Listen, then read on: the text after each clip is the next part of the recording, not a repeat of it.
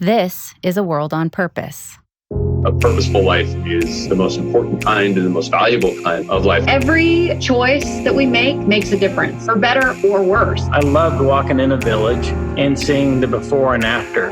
This is the podcast dedicated to those humans choosing to live larger by working for the greater good.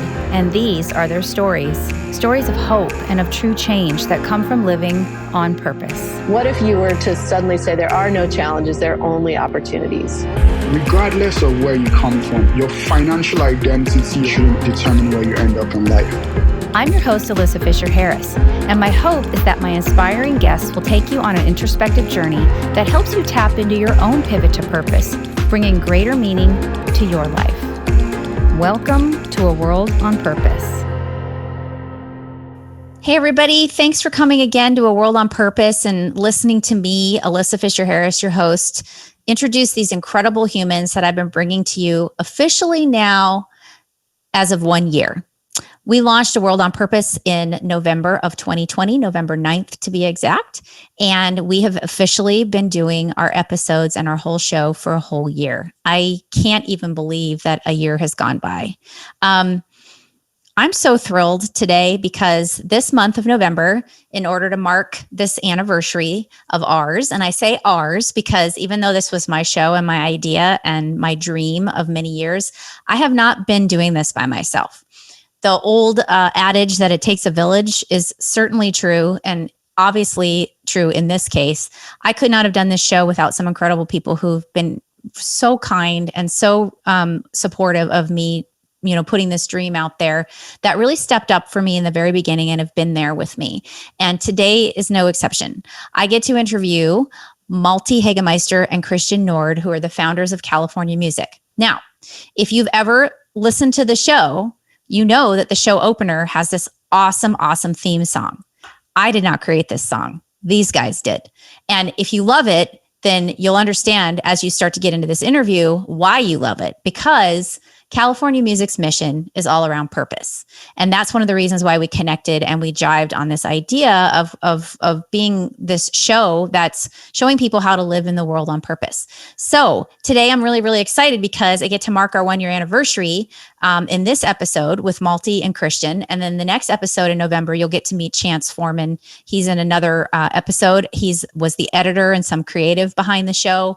And these are really the amazing production team that's been behind me the whole time. I'm going to interview everybody that's been part of the show because there's been a lot of people that have come and gone and been supportive of it. And they all have incredible stories to tell. But today is Malte and Kristian. So you're going to learn all about their journey, migrating here from Germany all the way to landing in Venice Beach, California, which completely suits them because that's just the kind of guys that they are. And that's where I got to know them when I lived there as well. And hear about not just their musical journey and their whole careers that they've had independently, but when they came together as California Music, you're also going to get to hear their own personal self-development journeys, which I really love to hear because when we express and share our own personal journeys of self-development and awareness, that enhances our careers, it enhances our desire to live in the world on purpose and all the wonderful things that we hope to do that bring greater meaning to both our lives and the lives of others. So there's a ton of stuff they're going to talk about, all of the projects that they've been working on, including one that they were nominated for a Grammy alongside Michelle Obama. It's called Love Says. And all of this stuff obviously will be on the website and available afterwards. But I just want you to get to know these guys because I love them and they're amazing. And not only because they've supported me, but just because of who they are as people, which is the whole point of this show. So please welcome and mark our 1 year anniversary with my amazing guests, Mr. Malte Hagemeister and Kristian Nord of California Music. Good day, good evening, and good afternoon, everyone, wherever you are in the world. Thank you for coming back to A World on Purpose with me, your ever happy and excited host, Alyssa Fisher-Harris. Today is a very exciting day for me. My heart is just busting open with joy because I get to finish our season. This will be our last couple of episodes in the season and our 1 year anniversary of A World on Purpose. And today I get to interview two men who are absolutely just so dear to my heart. They took a chance on me on this little podcast that you've been listening to, video series of A World on Purpose. And they're very, very, very talented gentlemen. and I'm so excited to introduce them to you today. My very awesome guests are Malte Hagemeister and Kristian Nord. They are the founders of a very cool musical composing company called California Music. They're composers, directors, producers, musicians, all around general amazing men. And they took this huge journey, both of them, all the way from Germany and landed in Venice, California, where I had the honor to meet them. So today we're going to talk about the intersection of purpose and music and how these guys took a little chance on this show to help not only produce my show, edit my show, but also they are behind the amazing, amazing musical intro for A World on Purpose. So without further ado, please meet my awesome guests, Malte Hagemeister and Kristian Nord. Hello, hello. Hi, Thanks Alyssa. for having us. Yeah, hi, guys. Welcome to A World on Purpose. As you know, awesome to be on here. Finally, it's taken. Finally, we're in. I know it's taken a year. You've been behind the scenes this whole time. Guys, That's you know awesome. how the show works. First of all, I just gave away the secret. I told everybody where you're broadcasting from, but why don't you tell everybody where your awesome studio is so they know a little bit firsthand, and then we're going to go into a little bit of each of your backgrounds. Normally, we do one guest. So this is kind of exciting to do, two of you at once. So it'll be a little bit of a navigation. But which one of you wants to start and tell us where you're coming from? Kristian. Yeah. I mean, we're based here in Venice Beach, California. Both of us, Malte and I, came to Venice in the early 2000s. Like I came in 2005, Malte 5 years later. German transplants. We were both artists, toured as band members. Malte is a guitarist, I'm a drummer. And then, we were both actually exchange students in California, and always had the dream to go back and live here. And at some point, we did it. And I mean, to me personally, it was the best decision I ever did in my life. I'm a dedicated surfer.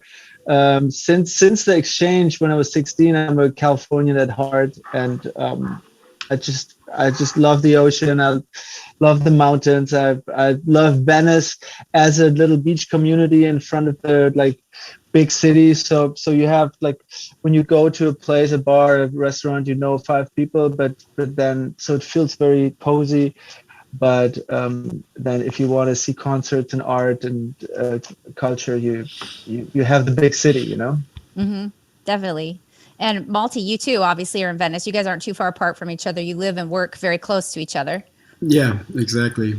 Yeah, we have two studios, and we kind of work parallel, we'll walk back and forth, and and I have to say, I think when I moved over here, Kristian was sort of my he did it the way I wanted to do it then as well, just making music, but being close to the beach. And that was 10 years ago. And since then we've just teamed up and founded bands, founded a company, did pretty much everything.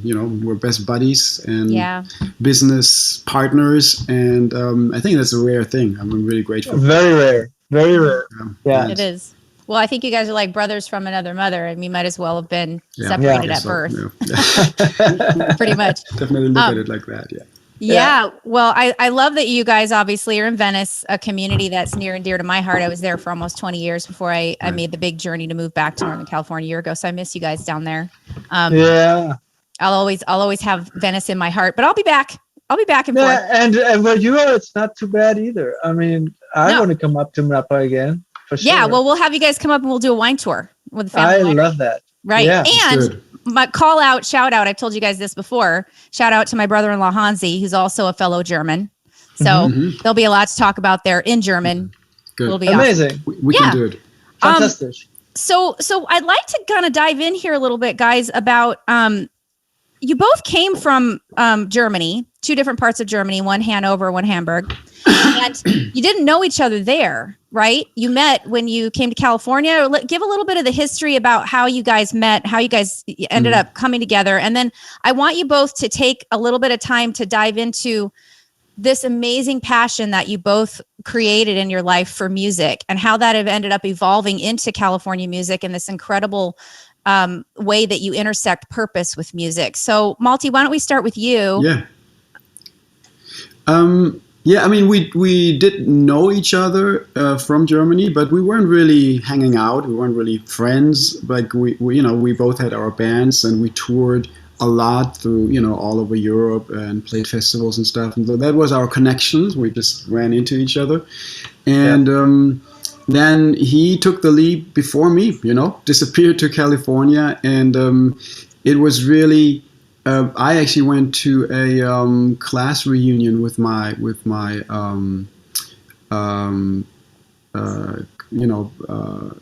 what's it called?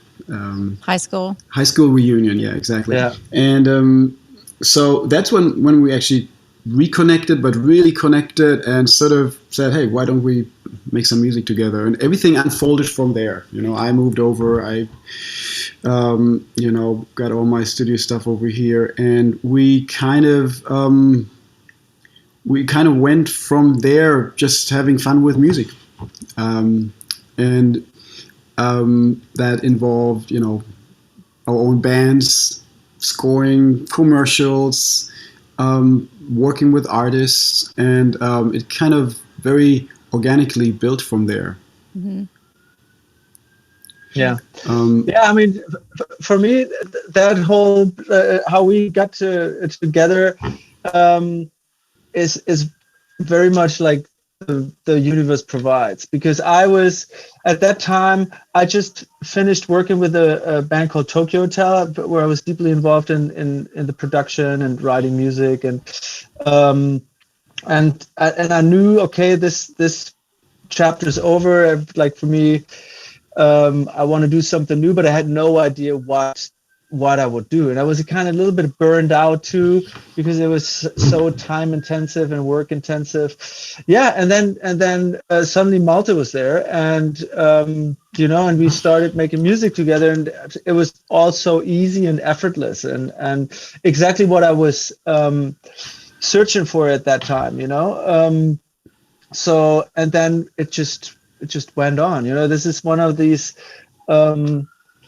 nice examples where you don't have to talk much, or it just flows, mm-hmm. and yeah, it was perfect, and it kept on going like this, And I'm thinking, yeah, please go ahead, Malte, please. Yeah, I'm just thinking about the purpose element, and the funny thing is, I think when the first years of being a musician, as much fun as I had, and making records and touring Europe and everything, I somehow had this sort of almost bad consciousness in me, like, is this really making the world any better? What am I doing? What am I adding to? What is the value I'm adding to the world? I'm just having fun with jumping around on stage, but I think it's been. It's been an interesting journey, I think, because one thing I realized is that music in itself has an enormous value on this earth, and is really helping people. And it's not only entertainment, but it's also giving us hope and making us connect to ourselves, to others. It's a very communal thing.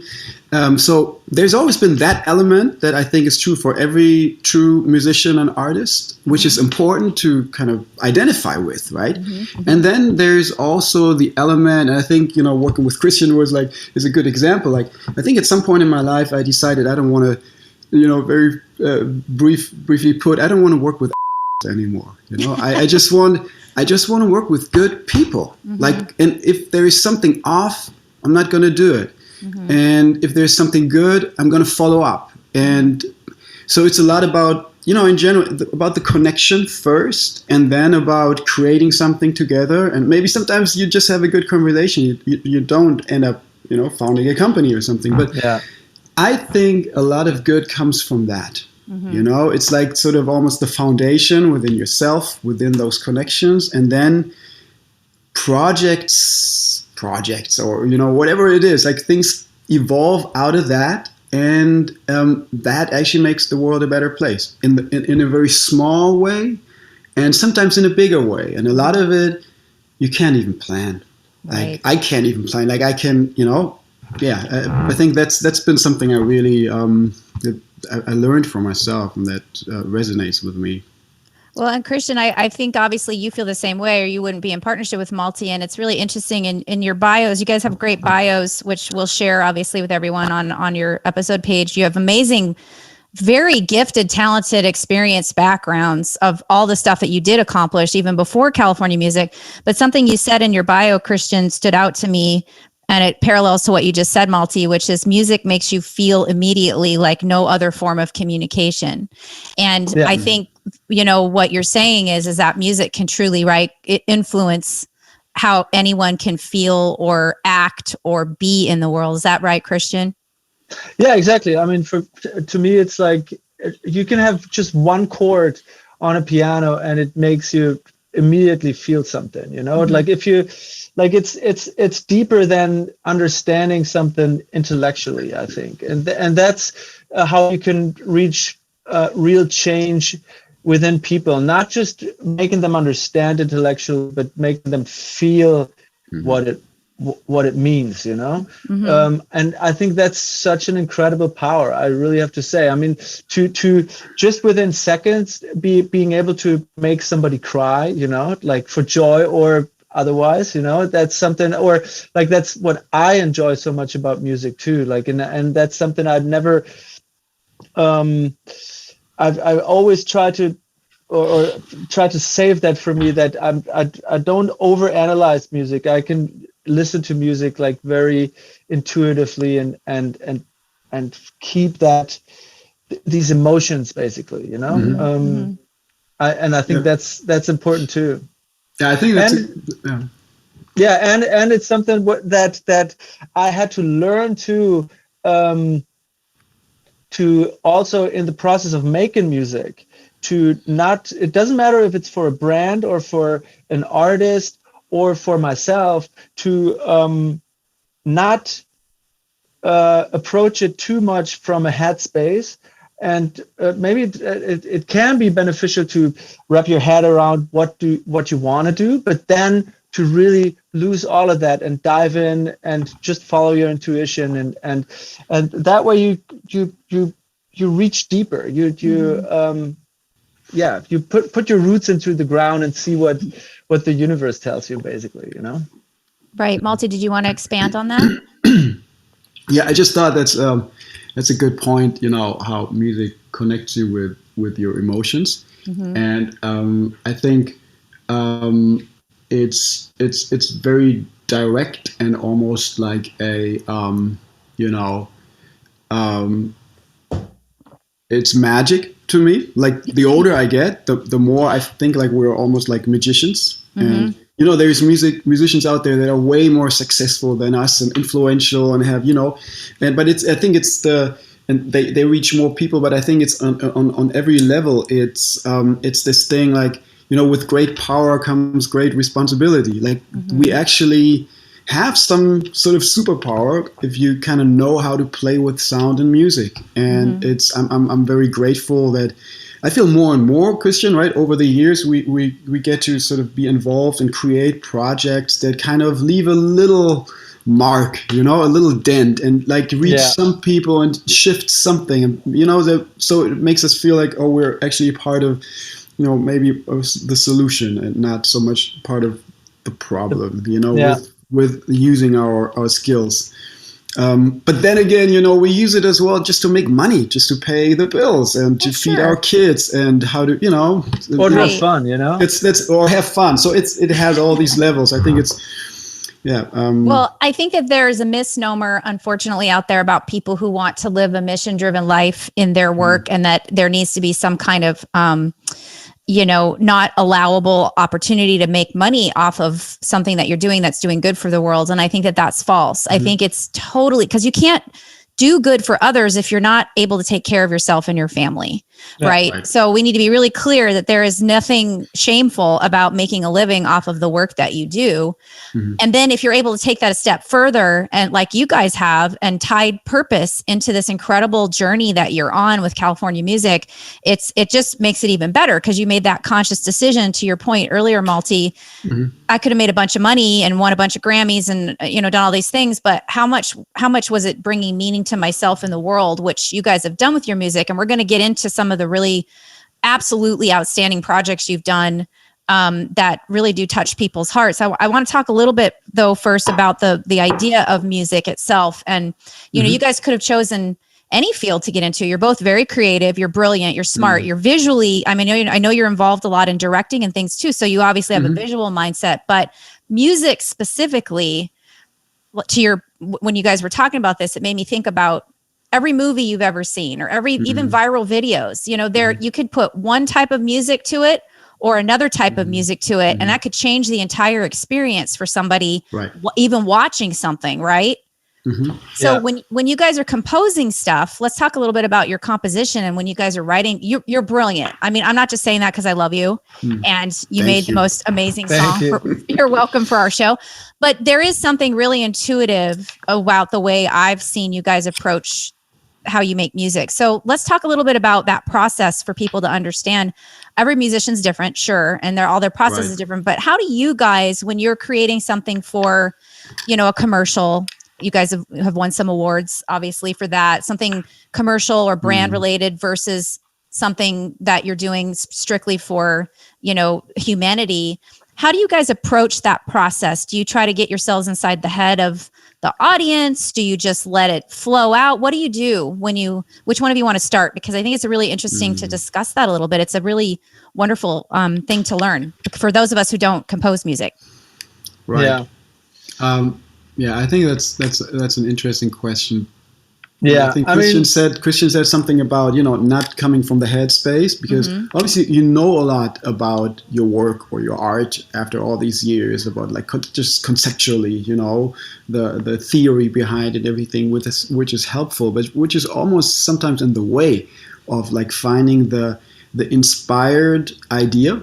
So it's almost like taking a step back, I think. And there's, in a way, I feel like to me, it almost seems like the powerful ideas, the powerful creations, they're almost there. They're like eternal ideas, and you kind of have to, you know, be ready to receive them. And then you have to be in the right mindset to just record them, or, you know, speak them in your iPhone or something, because there is something powerful in the right musical ideas that transcends concepts and descriptions and, you know, words even, like, because I think it connects to something that is seriously bigger than us. Like, there is some magical connection, and I think that's what grabbed me when I was 11 and learned how to play the guitar. It was just like, you know, it connected me to something that was bigger than us. Now I look at it like that, and so it's really, and I think it's you know, it's true for whatever project. If it's like the next BMW world campaign that we've just worked on, or if it's like the string theory orchestral project that we did a lot of stuff with, it's about finding something that you just, at the end, that everybody listens to and goes like, oh yeah, that's great. And then not like nobody has to explain it. It's just like no question, you know. So it's a lot about sort of getting into a mindset and being able to find and grab these. It's almost like I don't create them, you know. No, exactly. I mean, for me, it's also it's yes, it makes sense in the beginning to think about it. Okay, so what does the brand, for example, stands for? What is the audience that we're composing for? What is the message of the spot or whatever it is? So and then we analyze that and we know all that. But then it's time to put that all to the side and basically put the antennas up, you know, like it's, and that's what Malte said too. It almost like with a lot of pieces of music that I wrote, it feels like I didn't write them. Like they came to me, like there's something, and suddenly like, oh, this is cool. Wow, where did this come from? You know, like, and it is something that I really also had to learn, especially for making music for brands, is to still have fun with it and get in the same mindset than making a record for myself or our band or something like that, where you just try to dive in and follow your intuition and follow where it's leading you, you know. And then I think that's when you can create something great that resonates with other people too. I think that's the secret of music, you know. And I think, you know, we're good critics with each other in that process, you know, like, because by yourself, sometimes you just love what you just did, but with us it's really like, hey, you know, if the other one isn't excited, then there is something missing, you know, something. So a lot of times we have that process where like, no, that's great. It's a smart idea, but it doesn't. Yeah, you know, and that's a ground rule for us. Like, we both have to be really excited about something, which is not easy, you know, because you also put a lot of yourself into the music, you know, and sometimes it's very intense moments to compose music, and then if you worked on something for 3-4 hours, and then the other one comes and like, I don't really feel it, you know. Right. Your first reaction is like, what the f***, you know? Yeah. But most of the time it's right, you know. Right.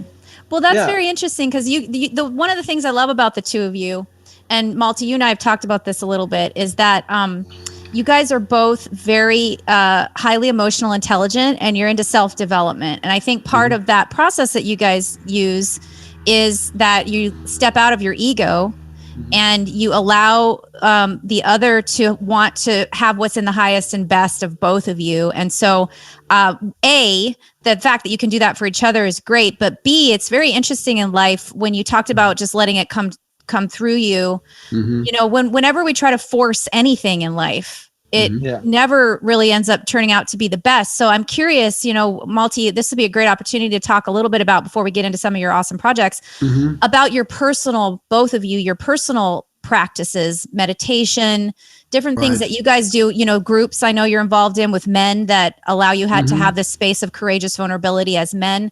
How do those things, I would like to talk a little bit about that, because I think, especially for males in a world, in the corporate world, where you think you have to make something happen, force something happen, instead of stopping and just letting it come to you as it in your highest and best. It would be great to hear what you guys do personally to help that process for each of you. Right. So I don't know which one wants to start. You want to start with Kristian or Malte? Yeah, let me think about that for a second. You're both so awesome. It's hard to pick. You remember when we were talking about that, Malte, and how that was important? Yeah. So, I think one thing that comes to my mind is just, you know, that is really a great part of being on this side of the world, like California, Los Angeles. This is really a haven for personal growth work, you know. I mean, there's so many amazing people and teachers and coaches and you know, thinkers here, and it's true for both of us that we've been sort of on a path of, you know, self-exploration for a couple of years, and we've been part of some men's group, which was something I had no idea of back in Germany, that something like that exists, but that sort of helps you look at yourself from a different perspective, and helps you learn a lot about your pattern, where you're coming from, and sort of a heightened self-awareness combined with lots of practices like meditation, breath work, you know, self-love practices and stuff like that sounds like hippie to a lot of, you know, my friends where I come from maybe, but really helped me, I think, getting more in touch with myself and sort of getting a feel for what is really authentic with myself, right? What is like my truth. I think that sort of correlates to the music you make. Like, you know, truth is something, I don't think there is an eternal truth, but how does truth show up in yourself? I think that's like a question that really excites me. Like, you know, I don't want to, when I talk to other people as well, it's really not like what is the truth, but I want to learn about your truth, your authentic version of that. So, you know, that I think helps me actually creatively, musically as well these days, as well as being, a dad of 5 kids. By the way, the 6th is on the way. This is the official congrats. first. Yay. That's new news to me. That's new news. I know. I haven't told a lot of people, but that's amazing. I have to say, like, without now, Yeah, I'm working on a soccer team, being all German exactly. band or band / soccer team. Perfect. But I don't think I could do this, like the family and the juggling of jobs and creation, and without being more sharp, more present. It's a lot about presence, like really being present with what is, like even the bad. Not only happy-go-lucky, I can, but like especially with like, oh, I'm really angry right now. What am I going to do with that? Why am I angry? What's underneath? Like, should I react on that anger, or should I take care of whatever, that fear that is underneath, like stuff like that, that some people sound like maybe like, I don't know, woo-woo hippie concepts, but it's to me, it's really, it helps me be more grounded, be more, as I said, that's present, beautiful. be more authentic, and you, be Kristian, more expressive. Yeah, I think that's so important, and that you allow yourself that safe space to do it, and especially as a masculine energy in the world where it's not accepted. It's good to acknowledge it and to be able to talk about it here. I really appreciate it. You too, Kristian. What are some of your practices that you implement to support you in that way? Well, I mean, to me, surfing is definitely a meditation. I mean, everything that makes you less reactive, I would say, so I basically got into the personal growth work because I had a surf accident, and suddenly I had some free time, basically, because surfing was out of the picture for 6 months, actually. And but in the end, I have to say, like, this happened for me, it was so important for me to get into this work.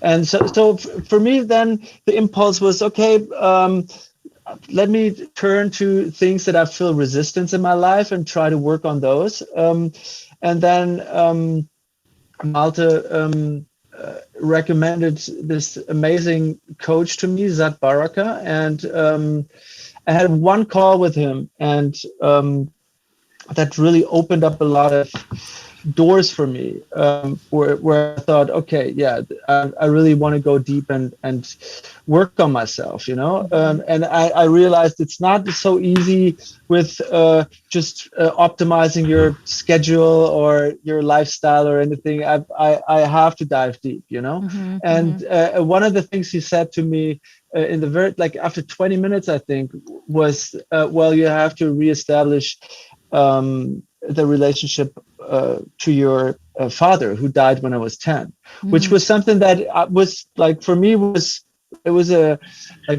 bad thing to happen to a kid, but I never realized how much influence it had to, like, my life and patterns and how I react to certain situations, and also to, like, to my process of growing up. Because when you lose, especially as a boy, if you lose your father, your male role model, there are certain areas in your life where you have to grow up very fast, and then certain areas where it's very hard to grow up because you don't have this role model that leads you into manhood. And so I started working on that, and then I did a lot of inner child work to get on, on top of traumas from back then, and a lot of shadow work too, where I really tried to embrace the areas of myself that I regard as not good or weak, or that you then try to hide in front of other people, and that, in my opinion, that makes you less authentic, because you constantly try to hide certain areas of yourself that you either were told they were bad, or you think yourself that are bad? And for me, and that's an ongoing process, I'm not a master of it, but for me to really accept certain things of myself that I wasn't proud of made me, I think, a better person, and most important, made me enjoy life a lot more, because you don't have to constantly spend energy on either hiding something or battling yourself. Why am I like this? Like, why? And so that was really, really important to me. Yeah, that was some areas of what we've been working on in the last years. And yeah, as I said, I think it's continuous. You're always you have to keep on doing it, and keep on practicing and exercising. Otherwise, you can forget things very easily. Absolutely. Yeah. I mean, I've been on a personal development journey since I was 17, and I'm older now, so it never stops, but it does certainly improve your approach to everything in life. And I'm guessing for both of you, and thank you both, I really appreciate you both sharing that so openly, because I think it's so important for people to hear, especially, masculine energies journeys. But I'm guessing that you guys have seen also a kind of a transformation in your music and the way that has turned out with all of this self-development work that you've done too. Is that right? Have you seen sort of an evolution? Yeah, but one thing I want to add real quick, because you talked about masculinity, and I think like sometimes it's a little bit misunderstood in nowadays, because we see so much toxic masculinity, especially with like the former administration, and it's a lot about money and getting rich and and power used in the wrong way, and sometimes it gets generalized as that's masculinity, and we need less of that. And it's true, we need less of the toxic masculinity, but like real masculinity is about being in service and giving and taking care of your people, your tribe, your country, and that is something that is very important that we, I think, need more of in the world. 100% agree. Definitely. Thank you. Malte, did you have anything to add to that, or? No, I'm thinking about your question, how this work affects the music, and I think I can totally see it. I see it in the quality of our music. I think it has improved over the last years. I think it's more authentic. It hits it's almost a mirror of your personal work. It tries less to pretend to be something. It aims for like what is real, like what is really meant, what is really, what does really resonate, and also the type of people we work with. I think it just affects that. Like I'm just thinking, the string theory is the orchestra that we've been working with for like 2 years now. It's like this big orchestra from Berlin and Sweden originally, and we kind of opened up an LA chapter.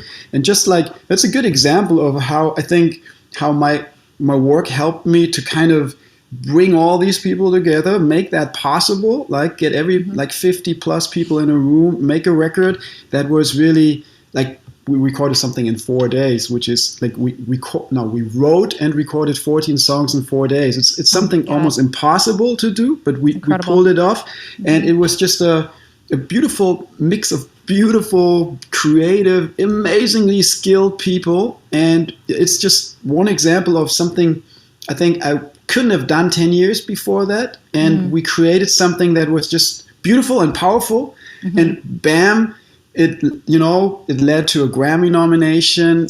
We're actually up for consideration with the second album for a Grammy this year, so we're working on that, and it's just like beautifully open door, collaboration with Sekou Andrews, a spoken word artist that I've known for years. Beautiful soul, so important, his message. And suddenly that piece, for example, led to a collaboration with another friend who wanted to make a video for it, because he said that message, Love Says, is a song, right, that we've been working on, and that message is so important. We need to bring it out, and suddenly we created this video, and then I'm going to jump right into it, but it's just a good example. Right.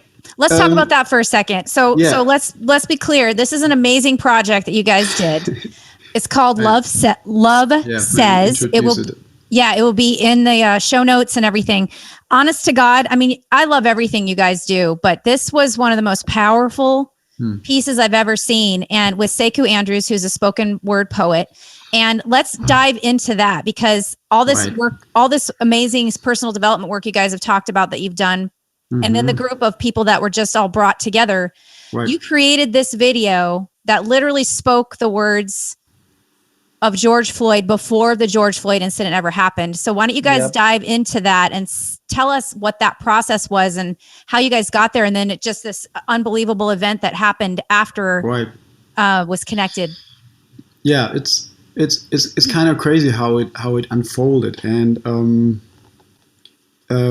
you know, as I started explaining, we just wanted to make a fantastic record with an orchestra and featured guests, you know, unlike anything that has been done. Like, that was the plan. And so we started working with Sekou Andrews on one song, and that turned out so great that he wanted to do a whole album. So we did like a spoken word meets orchestra album.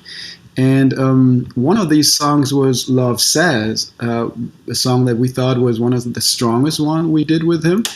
And that was like a year before George Floyd happened, right? And it's a song that has that line. It was almost like the most dramatic moment in that song is, you know, how the tension builds and all the contrasting elements of society and people fighting against each other, trying to find a solution with sort of love being the underlying power. And then I Can't Breathe is like the the main moment, the music breaks off, and I'm you know, it gives me goosebumps right now, because way before George Floyd, we thought like, wow, what an incredible moment, how he describes the importance of love, and then being sort of caught up in this fight for making the world a better place, and then not being able to breathe at some point. Maybe what we have to do to prevent, fight the power, and we shall overcome. And si se puede, and hell no, we won't go, and I can't breathe. I can't breathe. Maybe the first thing we can do to prevent I can't breathe is to let love be the first act that takes our breath away. To stare into each other's eyes long enough to recognize our humanity and allow our heartbeats to sink. To silence the fight in us. Long enough to fight the silence in us. Until we, each of us, can finally hear what love says. So, and the thing is, we you know, a friend of us wanted to make a music video with projection and sort of showing the lyrical side of it, and we did that, and the pandemic hit, and so we had to put it on ice again. We couldn't put it out, and then suddenly George Floyd happened, and I Can't Breathe was the sentence worldwide that sort of stood for, you know, the terrible thing that happened, how he got murdered, right? And the injustices. And we were just like, almost, you know, we were in shock because of what happened, and at the same time we were like, wait a minute, this song, the lyrics Sekou wrote 2 years ago. A year ago we recorded the song. A couple of months ago we did the video, and we couldn't put it out, and now it's almost like it's made for this moment, right? Which was a kind of a weird, magical, dramatic moment. So we put it out, and it's crazy how sometimes things come together. And when you listen to it, it's hard to believe that it wasn't written about George Floyd. Yeah. I think it's a good example of of how things can be in sync if you really always stay true to the authentic core of something. You know, to me, that's sort of the explanation behind this magic. It had to unfold like that.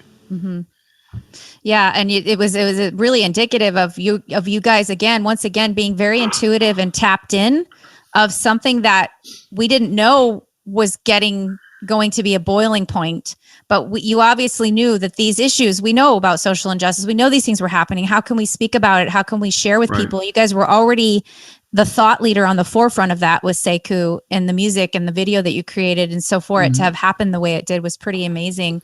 Kristian, what was your experience with that video? I mean, you guys, obviously it was incredibly recognized. You guys were up against a Grammy against Michelle Obama. I mean, that that alone says enough. Yeah.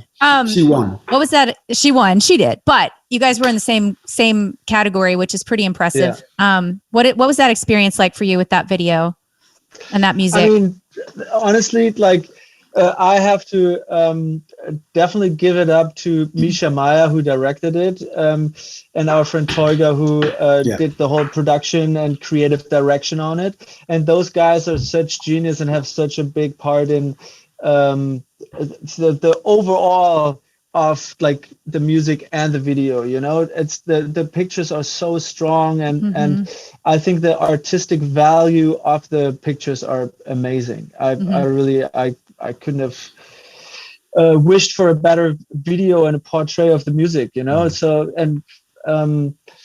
I think I feel very blessed working with all these amazing people, you know. And then PC Nakt, who is the arranger of the song and producer and Optimist, who supported us with the recordings. It was like a superhero team that came together because everybody was like, this song is outstanding, right? And that's the cool thing. Yeah, and that's the thing. I mean, probably that we have to mention that it's a team effort, you know. Like it's absolutely. There's so many amazing people involved in this project, and that's why it came together like this, you know. Right. And it's really, to me, my heart just was so busting open because it's almost like a theme song for how we hope humanity could see the world, you know. And to not demonize people that think differently or do things that you don't understand, but like to always consider like there's love underlining everything, and it's different perspectives, and to try to understand the other side, the other person, you know. We're all coming from the same place. Right. Yeah. Exactly. Well, I mean, that's probably, you've done a lot of very purpose-driven projects, but that's probably one of my favorites. Let's talk a little bit about what you guys are working on now and what you're hoping to do in the future with California Music in terms of intersecting purpose and music, and why you guys decided to support this little show. Because I really appreciate so much what you've done for World on Purpose, but we'll talk about that in a minute. Let's talk about what the future of California Music is. Well, one exciting project that I'm still working on is my solo record. It's called The Rest is a Gift. It's a record for my father, who died when I was 10. Like, he was pretty much as old as I am now when he died. And it's a celebration of life, basically. It's like a reminder primarily to myself to not take it for granted and to live life to the fullest. And we talked a little bit before about it, to embrace the ups and the lows, you know, to embrace the shadows and the light, and really be conscious and try to be conscious about everything.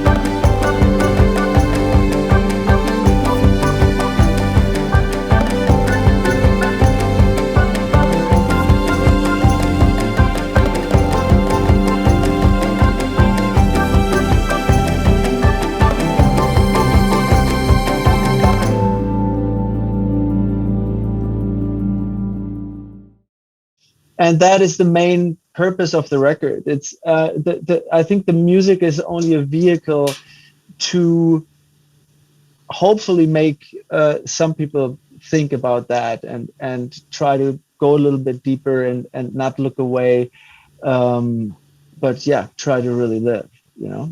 And the record comes out next week, actually, next Friday. The whole record. There were 3 songs that were that came out beforehand with videos that we shot in Big Sur, and that basically portray my inner journey, my outer journey. But the whole record has a lot to do with self-growth, with my journey, and that was a very exciting project to work on. Very excited. So excited for you, Kristian. That's awesome. And I loved how you were posting some of you playing music on social media when you were composing it, and just being able to be with you sort of in that moment when you were, it was beautiful. Yeah. So congratulations. It's very exciting. Thank you. Yeah. And then some other things you guys have been working on. Well, let's just touch on the fact that let's talk about your brand music. So you guys do have a day job, even though you have all this other purpose-driven work and everything is around mission-driven work. You do get to do stuff for brands, and you actually won an award doing a project for BMW. Let's talk a little bit about that. And then also let's touch on some other new things you guys are going to be working on. And we're going to tell people where they can find you also. Sure. That side of our business. You asked as well, like where we're heading right now, and I think we're very grateful to be working on sort of turning California music even more so into a company. We come from being 2 creatives making music. Hey, you need something? Okay, we can help you. But we're building a team right now, so we're already working with lots of amazingly talented composers and producers. And we're in the process of hiring some people who help us to grow this as a company. And we've been lucky enough to work more and more on global campaigns. We just finished for Genesis the new electric car, like the premiere, the global campaign.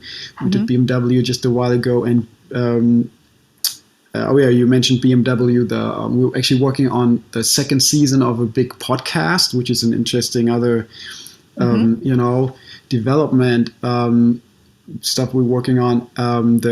We did Hypnopolis, was a science fiction podcast for BMW that it's sort of a sci-fi thriller that also shows the world in the near future, 2063 that was.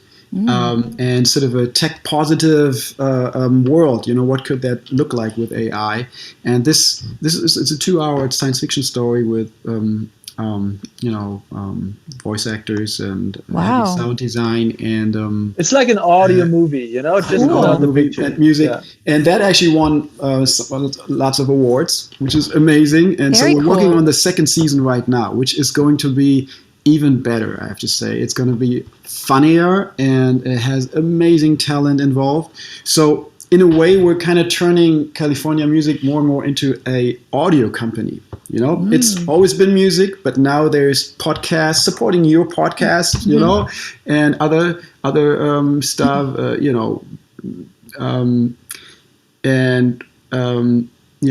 more and more voiceover, more and more sound design. So it's not only music anymore. That's great.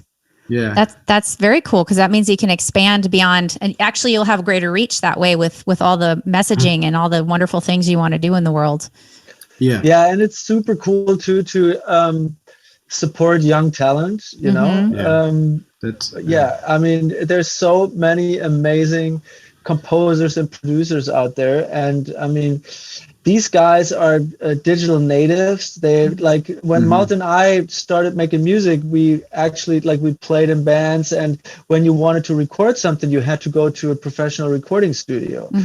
Like nowadays, the kids grow up with having a computer and a microphone and being able to create tracks and they have access to all the music through Spotify and Apple Music and all the information through the internet. So like I think the speed they're learning music and producing is exponential to what we've experienced. So it's so cool to see when you brief some young producers and how quick.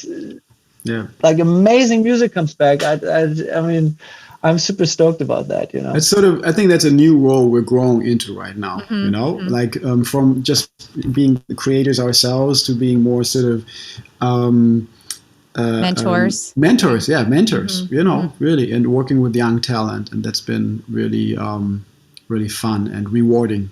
I think it's great. Well, I mean, obviously, look what happened with Billie Eilish and Phineas. You know, they did it all in their bedroom. You know, I interviewed their mom. I mean, that's like.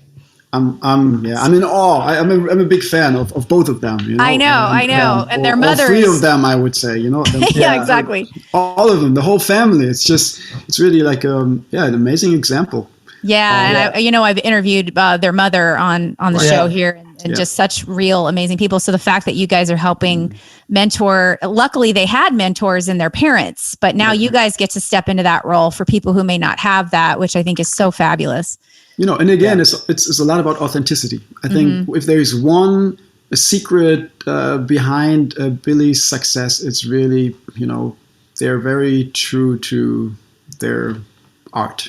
Yeah. And following your guts and being brave enough to be unorthodox, you know, like they were both homeschooled. They're like, I mean, I think it's so beautiful also how serious they took their music before all the success and everything, you know, and then the way they processed the success and kind of stayed on the ground as much as you can with this crazy success. I know.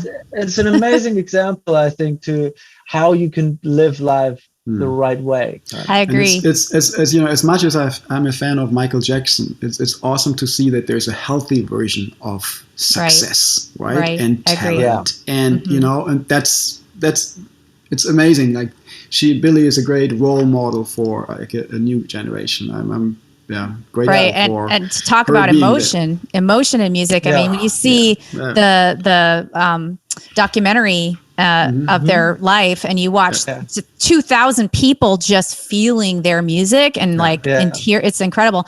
But let's not forget, you guys are also mentors for older talent like myself. And so I am super grateful.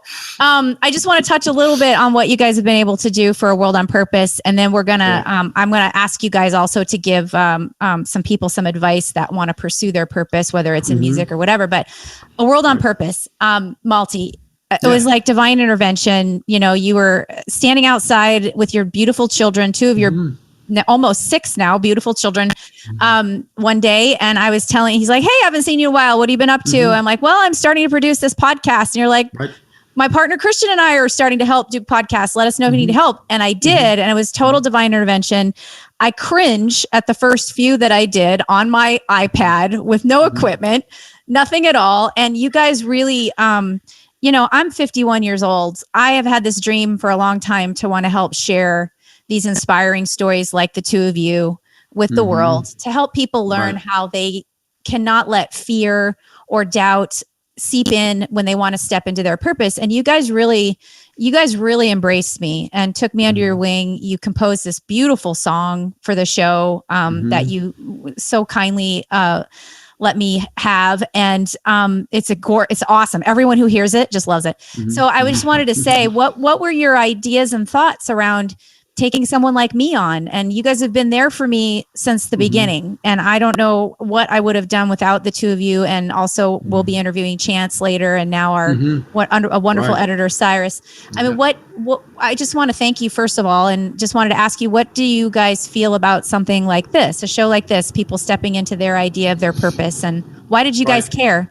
Well, first, we're very, grateful we could, help you, or we can help you. I think, as I said before, we don't, the other side of not wanting to work with assholes is we want to work with people we love and people that we think have like some depth and have a good idea. And I think that really was, when you told me about your idea and your vision, that resonated with me and was just something that instantly I thought that needs to be supported and in any way we can, and because I feel that can be a part of making the world a better place.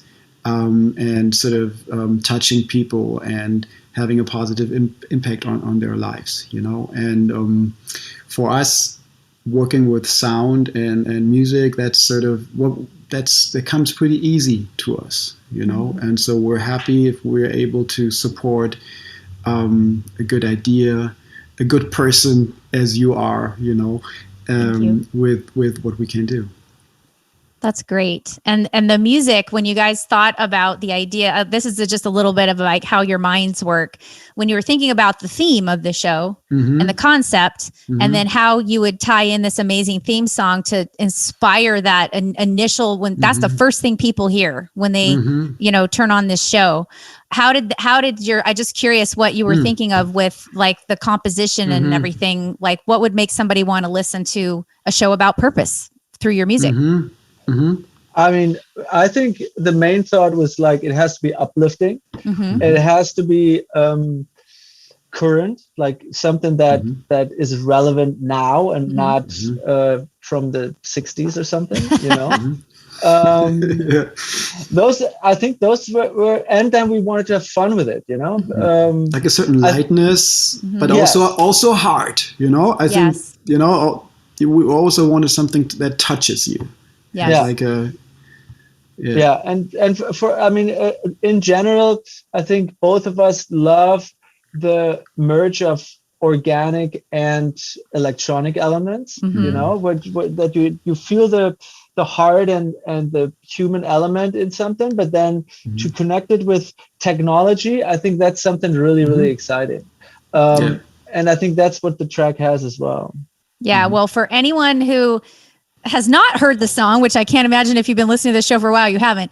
Obviously, you guys nailed it. And everyone, hands down, everyone I talked to, when I heard that and they heard that, it was like, wow, this is a real show. This sounds, and we've been working on this now for a year. So happy anniversary to all of us. Woo, cool. Woohoo! Music so exciting. Still sounds okay. And it still sounds a lot better thanks to this mic that Malte had me get. No, it still sounds great. Everyone loves it. And we're going to continue on. We're going to do some new exciting things with the show, which I was sharing with you guys. We're going to start partnering with causes.com and doing the show live streaming. And we'll have you guys back on to do some updates. And we're going to have Love Says and all these great things. But before we go, and again, thanks you guys, because honestly, this was a dream I've had forever. And when you're my age, when you're young, you kind of like are fearless mostly, and you think I'm just going to try it. And I did. And and you guys just made this even better than I could have ever imagined. So thank you. Before we go though, for people who are just, especially if they're musicians, but even if they're not musicians, what kinds of words of wisdom, what are a couple thoughts you guys would give to each person out there who's thinking, gosh, I'd like to bring greater meaning to my life. I'd like to step into my purpose, but I don't know how. I don't know where to start. I'm afraid. What would you guys say to them in that journey? You want to start, Malte? That's a good question.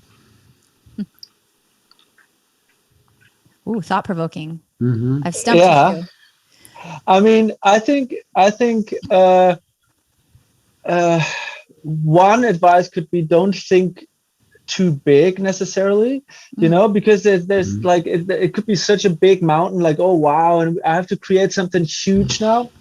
But I think real change always comes from like starting with yourself and your environment, So if you can make a change within yourself, within your family, within your group of friends, that's already a lot, and if we spread the seeds out of these little communities, that's already amazing. So you don't have to be a messiah. You don't have to be have these big projects. I think starting little is very valuable. I think that is really That's a big one, like that little idea. I always tell musicians, the most like young musicians, the most important thing is just to get out on stage and do something. And maybe today it's get online or do something is the version of it. But start somewhere. And one example I just want to bring in is. For that is Viva Con Agua, a nonprofit I've been working with for, they just had their 15th anniversary, and they started in Hamburg, and I was part of the very beginnings. It was just a few people wanting to, provide clean drinking water worldwide in areas where they don't have clean drinking water and clean sanitation now. And this is just I supported them DJing once in a while, playing with my band, getting 100 people together in some street corner in Hamburg and trying to collect some money. And it's so beautiful to see how out of, 3 friends who founded it, my good friend Michael Fritz, and 2 others, and how this grew into an organization in many countries. They reached about 3 or 4 million people with clean drinking water worldwide, and they came up with bottled water that actually raises funds in Germany. They sold, crazy stuff like 25 million bottles a year in Germany. Toilet paper that supports sanitation projects. And I think that's just a good example of how you have to start somewhere with a simple little idea, and that you focus on, and you grow from there. And to me, it's a good reminder as well, not to be overwhelmed by wanting to save the world, but really find your little niche pocket and let it grow. And there might be a little egoistic trigger in that too, because I always believe if you lack in something and you want the world to be like this or like that or more friendly to yourself, I always think what you want for yourself, do that to other people. If you want to be treated super friendly by other people, go when you're doing groceries, make compliments to other people, and you'll see it's gonna return, and that's something where that's a little incentive. If you do good to the world, it's gonna come back to you. It's gonna reflect. You're gonna feel better, and suddenly you'll be surprised what can happen in your life just by doing something for other people. Absolutely, you guys. I love that, and it's very apropos to the way that I approach purpose. I'm going to be doing a panel of young people. Some of them have been our interns here at World on Purpose, and some of them I know, and they feel extremely overwhelmed by what's happening in the world and their responsibility to fix it. And that's something that I always say to them too, is start with one thing and have it be small, because that will be the pebble that you drop in the pond that has the ripple effect, right? So I love that you guys have that same philosophy. You guys are just beyond awesome. I'm so blessed to have you as my producers and friends and partners in World on Purpose, and just the work that you do in the world to touch people's lives. I highly recommend everyone go to Spotify and listen to all of your incredible work, which is obviously one place where people can find you. But tell people where they can find you, A, to listen to your music, and B, you guys do work for people. You compose all kinds of stuff for movies, for TV, for whatever it is, brand work. Please let people know where they can reach you if they want to work with you or learn about you. Yeah, well, the easiest thing is just californiamusic.com. I don't know why we got that domain, but it's ours. It's a miracle. German transplants but there you find pretty much all our art, all our business with brands, and the purpose-related projects. Great. And, and people can email you there as well? Their contact absolutely. Page? Okay. Yeah, absolutely. But, obviously also through our the social media platforms, our personal accounts, and we're pretty approachable, I would say. You are. And And also your information will also be on the World on Purpose website and on your episode page and our social media channels as well. Well, guys, I could talk to you honestly for hours, but we're at the end, unfortunately. And I'm just so thrilled that I get to end our second season and our 1 year anniversary with you guys, having been, the soul and spine of my whole show here alongside me. Thank you for everything that you've done for me and for what you're doing in the world with your music. And thank you for sharing it of yourselves today with our audience. Thank you. That was fun. Thank you. That was a lot of fun. Our pleasure. Well, mine too. Thank you so much for having us. You're welcome. And when is your baby due? January. Oh my gosh, that's so exciting. Okay, well, we're going to have a lot. And just so we know, Kristian is a dog daddy. He has a very sweet. Right. Yes, she's lying there. It's hot. She's today, adorable. So she's like and bunnies, and there's that's right. Almost bunnies. a zoo. Six bunnies, 3 birds. Yep. And probably a cat. Like we're about to adopt a cat, so it's going to be a cat, and then excellent. That family is growing too. That's great, and a ton of guitars that are all behind you for anyone who wants to watch this instead of listen. They're gorgeous. So thank you. Yeah, you got some good ones. Yeah. Well, everybody, thank you so much for tuning into A World on Purpose and for staying with us this whole past year. Keep going. We have amazing guests coming along the way in the beginning of the year. We're going to go on hiatus for the holiday season, but I'm so excited that I got to kind of wrap the season with these 2 men who I absolutely adore, appreciate, and revere on so many levels. Guys, thanks again for coming to A World on Purpose and for supporting the show with the work that you do with us too. Thank you. Thank you. You're welcome. Everyone, don't forget to like, share, review, and subscribe. I'm a horrible self-promoter, and I've been told I need to continue to ask that. Thanks for tuning in with me, your host, Alyssa Fisher-Harris, and we will see you again back in January of 2022. Have a super day. Happy New Year. Happy New Year. Thank you for taking this journey into a world on purpose with our incredible guests. To learn more about our amazing guests and their inspiring purpose-driven work, please go to aworldonpurpose.com. Don't forget to look at our call to action of the week to mobilize your desire for purpose into action. A World on Purpose can be found on Apple Podcasts and all the major podcast platforms, and the video version can be found on YouTube. If what you heard today inspires you, please write a review and like and share on the platform of your choice. We'd love to also hear from you and learn your pivot to purpose and the meaningful work that you do that lifts humanity. Send your stories to info@aworldonpurpose.com. I'd like to thank our World on Purpose team for making this show a reality. Once again, I'm your host, Alyssa Fisher-Harris. Thank you for tuning in to A World on Purpose. I look forward to seeing you soon.